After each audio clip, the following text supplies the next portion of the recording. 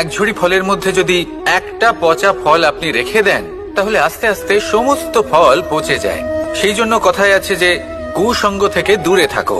কিন্তু কি করা যায়? এই সংসার খুবই ছোট, যেখানে আমরা কাজ করি, যেখানে আমরা থাকি, যে পথে আমরা আসা যাওয়া করে থাকি, যে পথে আমরা ভ্রমণ করি, সেখানে এমন অনেক সংখ্যক ব্যক্তি থাকেন যাকে দেখে আমরা মনে করি যে এদের থেকে দূরে থাকতে হবে। তখন আমরা কি করতে পারি? তাদের কি আমরা পরিত্যাগ করব? তাহলে এই সংসারে এমন অনেক মানুষ আছেন, তাহলে কি সংসারই পরিত্যাগ করব?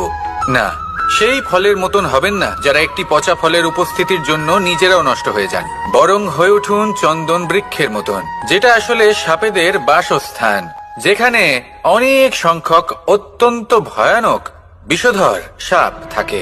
তারপরেও এই চন্দন, সে কিন্তু নিজের শ্রেষ্ঠত্ব হারায় না। এর মূল্য কিন্তু সেই একই থাকে। মনে রাখবেন, এই সংসারে নিজের সঙ্গ বদলানোর পূর্বে নিজেকে বদলান। নিজেকে কিছুটা এমন ভাবে গড়ে তুলুন যে কেউ আসুক না কেন সে যেন আপনাকে বিভ্রান্ত বা দূষিত না করতে পারে। আসুন আমার সাথে ভালোবেসে বলুন, রাধা।